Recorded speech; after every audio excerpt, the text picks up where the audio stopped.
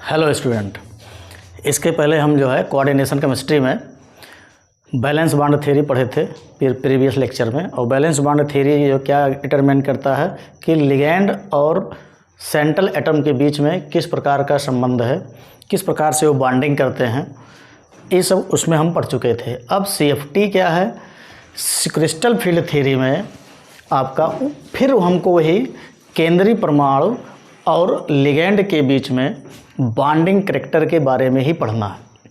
किस प्रकार से लिगैंड और सेंट्रल मेटल एक दूसरे के साथ बंधे होते हैं, कि मतलब कोवैलेंट बॉन्ड है कि कोऑर्डिनेट बॉन्ड है कि आयनिक बॉन्ड है। तो जो आपका बैलेंस बॉन्ड थ्योरी है वो किसका करता है determination, coordinate nature between the central metal ion and the ligand. लेकिन CFT क्या करता है, इससे थोड़ा हटके है। CFT में आपका आयनिक बॉन्ड पाया जाता है, या दूसरे शब्दों में हम कह सकते हैं कि जो सेंट्रल मेटल है और लिगैंड एक दूसरे के आयनिक बंधों द्वारा बंधे होते हैं। अब ये किससे निर्भर करता है, किस प्रकार फॉलो करता है, इसका जस्टिफिकेशन किसने दिया था? एच बेथे एंड वी ब्लैक, दो वैज्ञानिक थे, एच बेथे एंड बी ब्लैक। तो एच बेथे और बी ब्लैक ने CFT का एक्सप्लेनेशन किया, या कह सकते हैं क्रिस्टल फील्ड थ्योरी, और इसको हिंदी में कहते हैं क्रिस्टल क्षेत्र विपाटन। तो जनरली हम जानते हैं कि जो जितने भी आपके डी ब्लॉक एलिमेंट हैं वो क्या करते हैं, केंद्रीय परमाणु की तरह व्यवहार करते हैं। तो डी ब्लॉक के एलिमेंट में उसके डी कक्षक होते हैं, और डी कक्षक में 5 डी ऑर्बिटल में 5 कक्षक पाए जाते हैं, जैसा कि बैलेंस बॉन्ड थ्योरी में आपको बताया गया था, इनर डी और आउटर डी ऑर्बिटल। तो इनका कुछ कॉन्सेप्ट है, इन्होंने अपने ही कॉन्सेप्ट बताया कि हाँ कि सेंट्रल एटम और लिगैंड के बीच में आयनिक नेचर क्यों ऐसा हो जाता है। आपने बैलेंस बॉन्ड थ्योरी में पढ़ा था कि जो केंद्रीय परमाणु के पास अवेलेबल या इम्पटी डी कक्षक होते हैं। अब वो डी कक्षक आते हैं, जो इम्पटी खाली डी कक्षक आते कहाँ से हैं? खाली डी कक्षक वहाँ से आते हैं क्योंकि जब आपका केंद्रीय परमाणु लिगैंड के संपर्क में आता है तो उसके क्या होता है, उसके ऑक्सीकरण अवस्था में परिवर्तन होता है। मतलब it may be change the oxidation state due to the ligand environment. Ligand environment या लिगैंड के संपर्क में आने के बाद केंद्रीय परमाणु के डी कक्षक में आपके इम्पटी ऑर्बिटल खाली हो जाते हैं। तो इसी का एक्सप्लेनेशन किसने किया था? एच बेथे एंड बी ब्लैक ने। तो इन्होंने एक नया नाम दिया, क्रिस्टल क्षेत्र विपाटन। तो क्रिस्टल क्षेत्र विपाटन में पहला कंडीशन क्या है कि जो आपका केंद्रीय परमाणु होता है, केंद्रीय परमाणु का आकार क्या होता है, छोटा होता है, और उस पर उच्च धनावेश होता है। मतलब central metal ion contains small size and high positive charge density. दूसरा कंडीशन क्या है, जब इसका साइज छोटा हो जाता है और इस पर हाई पॉजिटिव चार्ज डेंसिटी हो जाता है तो क्या करता है, it attract electron pair from the ligand very easily. क्या करता है कि लिगैंडों से इलेक्ट्रॉन युग्म आसानी से अपनी तरफ खींच लेता है। अब खींचने की प्रवृत्ति हो गई तो कुछ दूसरा कंडीशन बन गया। और बैलेंस बॉन्ड थ्योरी में क्या पढ़े थे, ये शेयर करता है अपना लिगैंड क्या करता है, अपना इलेक्ट्रॉनियम में केंद्रीय परमाणु को दान करता है, दान देकर अपना जो है कोऑर्डिनेट बॉन्ड बनाता है।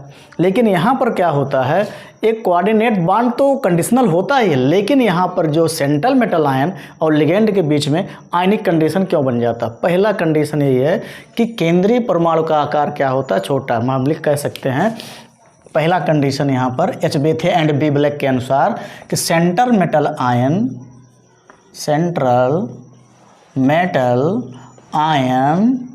contain small size and high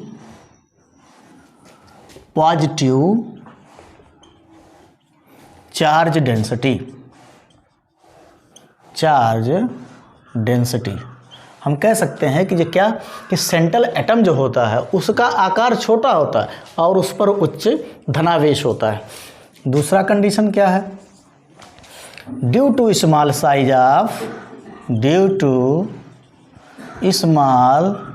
size of central atom, it attract electron pair from the ligand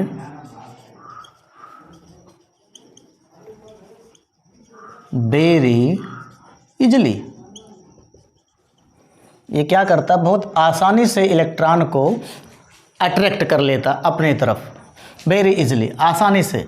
और तीसरा कंडीशन क्या होता है, तो जो आपके लिगेंड्स होते हैं, लिगेंड जो आपका नेगेटिव लिगेंड होता है, द नेगेटिव लिगेंड, क्योंकि आपको बताया गया था कि लिगेंड आपके 3 प्रकार के होते हैं आवेशों के आधार पर, कैटायनिक, एनायनिक एंड न्यूट्रल। तो जो आपके एनायनिक लिगेंड होते हैं, the anionic ligand, the anionic ligand easily attracted by the central atom। और चौथा कंडीशन क्या होता है, क्योंकि आपके कैटायनिक और न्यूट्रल लिगेंड भी होते हैं, तो बताइए, क्योंकि ऑलरेडी जो सेंट्रल में कह रहा कि इस पर हाई पॉजिटिव चार्ज डेंसिटी होता है, तो जब सेंट्रल एटम पे पॉजिटिव चार्ज डेंसिटी रहेगा, और आप अभी कह रहे हो कि अभी ये तो नेगेटिव लिगेंड हो गया, इस पर नेगेटिव चार्ज है, तो आसानी से अट्रैक्ट हो जाएगा सेंट्रल एटम के थ्रू। लेकिन जब आपके न्यूट्रल लिगेंड आ जाएंगे, न्यूट्रल पे 0 आवेश होता है न्यूट्रल लिगेंड, और दूसरा क्या आपका होता है, कैटायनिक लिगेंड। अब बताइए, कैटायनिक लिगेंड और न्यूट्रल लिगेंड कैसे अट्रैक्ट होंगे सेंट्रल एटम के थ्रू, यहाँ पर कंडीशन है। अब बताइए, जो न्यूट्रल लिगेंड का जो नेगेटिव पार्ट होता है वो क्या होता है, easily attracted by the central atom. जैसे फॉर एग्जांपल यहाँ पर आप लेते हैं NH3, आप लेते हो H2O, ये दोनों क्या है, न्यूट्रल लिगेंड है। तो NH3 में नाइट्रोजन क्या, मोर इलेक्ट्रोनेगेटिव, H2O में ऑक्सीजन क्या, मोर इलेक्ट्रोनेगेटिव। तो ये नेगेटिव पार्ट क्या होता है, अट्रैक्ट होता है to the central metal ion. लेकिन जो कैटायनिक लिगेंड हो गया, तो कैटायनिक लिगेंड में जैसे हमने लिखा NO+, अब NO+ में O क्या हो गया, इस पर पॉजिटिव चार्ज दिखाई पड़ रहा है, तो इसका उल्टा कौन हुआ, नाइट्रोजन। तो नाइट्रोजन क्या होता है, मोर इलेक्ट्रोनेगेटिव होगा देन द ऑक्सीजन, और nitrogen is attracted by the central metal ion. तो एक कंडीशन आपका बनता है, जब हम न्यूट्रल लिगेंड और कैटायनिक लिगेंड लेते हैं, तो न्यूट्रल और कैटायनिक लिगेंड का नेगेटिव पार्ट जो होता है वही सेंट्रल मेटल के थ्रू अट्रैक्ट होता है। तो अगला रूल ये होगा, the negative part of the negative part of neutral and cationic ligand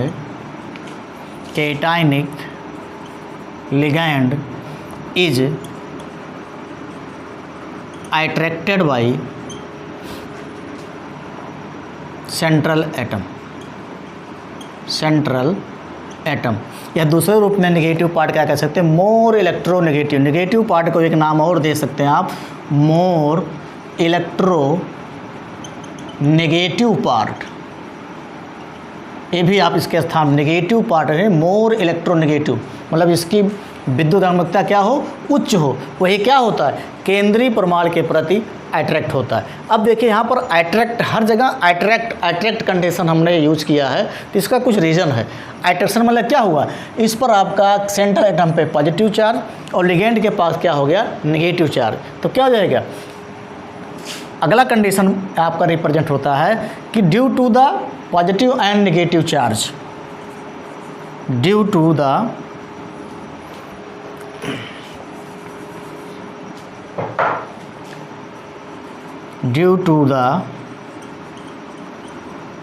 positive and positive charge of central atom, and negative charge of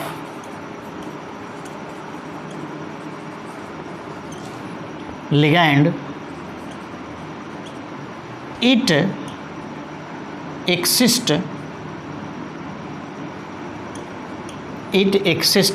electrostatic forces of attraction between the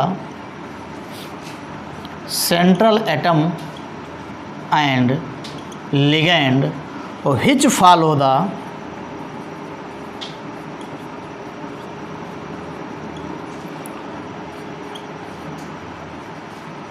Coulomb's से बोलते हो Coulomb's law, Coulomb's law, यहाँ B silent होता है, Coulomb's law coulomb के नियम का पालन करता है और इसका फार्मूला करता है एफ प्रोपोर्शनल 1/r²। यहाँ पर Q1 इंटू Q2 भी लिख सकते हो, Q1 इंटू Q2/r²। ये आपका इसी रूल का फॉलो करता है। इसलिए हम क्या कहते हैं कि जो CFT होता है, CFT जो है केंद्रीय परमाणु और लिगैंड के बीच में आयनिक नेचर को रिप्रेजेंट करता है, जबकि आपका valence bond theory coordinate nature का रिप्रेजेंटेशन करता है। इसलिए एक नया यहाँ पर क्राइटेरिया चेंज हो गया। आपका जो थ्योरी दी गई है कोऑर्डिनेशन थ्योरी में, आप पहले पढ़े थे वर्नर्स थ्योरी, वर्नर के बाद आपने पढ़ा बैलेंस बॉन्ड थ्योरी और बैलेंस बॉन्ड के बाद तीसरा आ गया CFT या क्रिस्टल फील्ड थ्योरी। तो एक बार इसको पुनः समझ लीजिए कि according to H. Bethe and B. Black the central metal ion contain small size and high positive charge density. केंद्रीय परमाणु का आकार छोटा और उस पर उच्च धनावेश होता है। दूसरा कंडीशन क्या है कि स्मॉल साइज मतलब केंद्रीय परमाणु का स्मॉल साइज होने के कारण यह इलेक्ट्रॉन युग्म को लिगैंड से आसानी से अट्रैक्ट कर लेता है। मतलब due to small size of central atom it attract electron pair from the ligand very easily. आसानी से इलेक्ट्रॉन युग्म को अपनी तरफ अट्रैक्ट कर लेता है। अब उसके बाद क्या कंडीशन है, the ionic ligand easily attracted by the central atom. जो एनायनिक लिगैंड मतलब नेगेटिव लिगैंड, एनायनिक मतलब क्या होता है नेगेटिव लिगैंड, क्योंकि ऑलरेडी कंटेन नेगेटिव चार्ज, इसे कह सकते हैं नेगेटिव लिगैंड। तो जो नेगेटिव लिगैंड होता है ये आसानी से जो है सेंट्रल एटम के थ्रू अट्रैक्ट हो जाता है। लेकिन जब आपके न्यूट्रल और कैटायनिक लिगैंड होते हैं तो न्यूट्रल और कैटायनिक लिगैंड का जो नेगेटिव पार्ट होता है which is attracted by the central atom ion. अब यहाँ पर देखिए अट्रैक्शन कंडीशन हो जाता है। तो इस अट्रैक्शन कंडीशन के थ्रू क्या करता है, due to positive charge of central atom and the negative charge of the ligand, it exists electrostatic forces of attraction between the central atom and the ligand, causes the ionic nature, which follow the Coulomb's law, F proportional Q1 into Q2/r²। तो यहाँ कैसा condition हो जाता है, आयनिक nature किसके मध्य, nature between central atom and ligand. तो लिगैंड और सेंट्रल एटम के बीच में आयनिक कंडीशन रिप्रेजेंट कर देता है कौन सा, क्रिस्टल फील्ड थ्योरी। ये आपका सब कंडीशन हो गया। अब इसके बाद आपका है क्रिस्टल फील्ड थ्योरी पढ़ना है डी कक्षक में। अब हमको इसी में टॉपिक नेक्स्ट पढ़ना है crystal field splitting of D orbital. तो डी ऑर्बिटल जो आपके होते हैं सेंट्रल एटम के, उसमें कितने कक्षक पाए जाते हैं, 5। जनरली हम ये जानते हैं। तो 5 कक्षक होता है। हम ऐसे दूसरे शब्दों में कह सकते हैं जो आपका सेंट्रल एटम होता है इसके कितने होते हैं, 5 कक्षक। इसके पहले हमने 5 कक्षक आपको बनाया गया था डी में। ये 5 कक्षक होते हैं। कौन कौन से कक्षक होते हैं, एक होता है DXY, एक होता है DYZ, एक होता है DZX और एक होता है DX² - Y² और DZ²। ये 5 ऑर्बिटल आपके पाए जाते हैं किसके, सेंट्रल एटम के डी सबसेल के। D subshell contains 5 D orbitals. कौन कौन, DXY, DYZ, DZX, DX² - Y² and DZ²। अब हमको कंडीशन क्या करना है, जब आपका सेंट्रल एटम अकेला होता है या कैसे कह सकते हो आइसोलेटेड होता है, तो इसके डी जो 5 डी कक्षक दिए गए इनकी ऊर्जा क्या होती है, समान होती है। मतलब it contain the same energy called as the 5 degenerate orbital. मतलब या कह सकते हैं ये एनर्जेटिकली क्या होते हैं, सेम, इनकी ऊर्जा क्या होती है, समान होती। लेकिन जब यही आपके सेंट्रल एटम लिगैंड इन्वायरमेंट के संपर्क में आता है तो इसके पांचों डी कक्षक की ऊर्जा समान नहीं रहती। क्यों नहीं रहती है?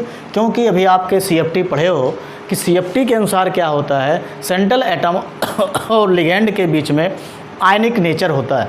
इस आयनिक नेचर के कारण इनके बीच में वैद्युत आकर्षण बल कार्य करने लगता है। तो इसी वैद्युत आकर्षण बल के कारण इसके डी कक्षक क्या होते हैं, दो भागों में डिवाइड हो जाते हैं, या कह सकते हैं ये सेट ऑफ एनर्जी चेन, ये दो सेट में डिवाइड हो जाते हैं। और इसी डिवाइडेशन को क्या नाम देते हैं, क्रिस्टल फील्ड स्प्लिटिंग, क्रिस्टल क्षेत्र विपाटन, क्रिस्टल क्षेत्र स्प्लिटिंग ऑफ डी ऑर्बिटल। मतलब डी ही कक्षक लिगैंड इन्वायरमेंट में आने के कारण इनके बीच में क्या होता है, वैद्युत आकर्षण बल कार्य करता है, या दूसरे शब्दों में कह सकते हैं कि electrostatic forces of attraction exist between the central metal ion and the ligand causes a split up a set of energy called as the crystal field splitting. ये आपका डिफिनेशन भी हो जाएगा। अब इसको हम ड्रा कर दे रहे हैं कैसे टूटता है क्रिस्टल फील्ड डी कक्षक आपका।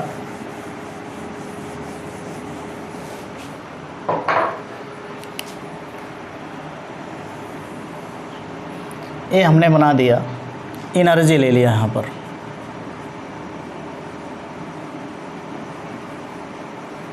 एनर्जी बढ़ेगी। अब यहाँ पर हम टर्म दिखा देते हैं, 1 2 3 4 5। अब हम यहाँ क्या लिखेंगे, dxy dyz dzx dx square minus Y square dz square. ये पांचों आपके डी कक्षक हो गए। ये क्या कह सकते हैं हम, ग्राउंड स्टेट,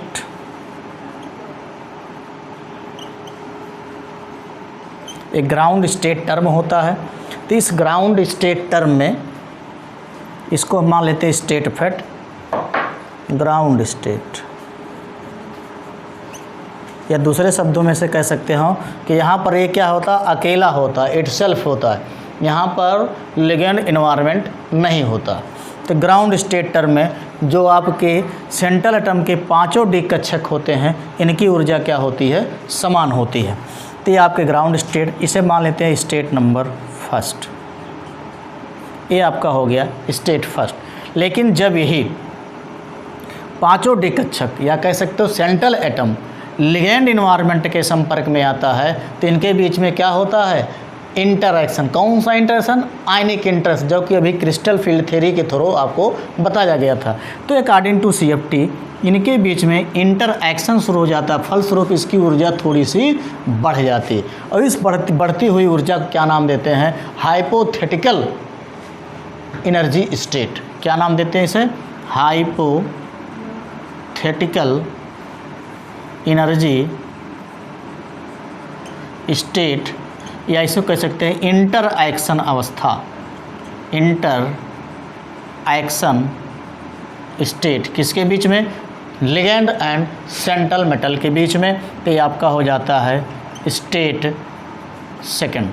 इसे कहते हैं हाइपोथेटिकल 5D जनरेट ऑर्बिटल। यहाँ क्या होता है, 5D generate orbital ground state, जहाँ पर सबकी ऊर्जा समान होती है। अब यहाँ पर ऊर्जा समान नहीं होती, इंटरएक्शन अवस्था में आ जाते हैं। किसके बीच में, लिगैंड और सेंट्रल एटम के बीच में। तो यहाँ भी कक्षक तो ही रहेगा, dxy dyz dzx और dx square minus Y square dz square.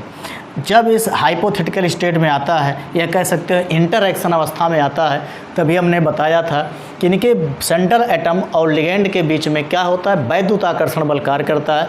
फलस्वरूप इसके जो पांचों डी कक्षक होते हैं दो भागों में टूट जाता है। अब यहीं पर हो जाएगा स्प्लिटिंग, ये दो भागों में इसका टूट जाता है। एक भाग की ऊर्जा क्या होती है, कम। ये आपका हाइपोथेटिकल स्टेट हो गया। तो इस हाइपोथेटिकल से एक सेट की ऊर्जा कम होती है और एक सेट की ऊर्जा ज़्यादा होती। जो आपका नीचे वाला सेट उसे बोलते हैं T2G और ऊपर वाले सेट को नाम देते हैं EG।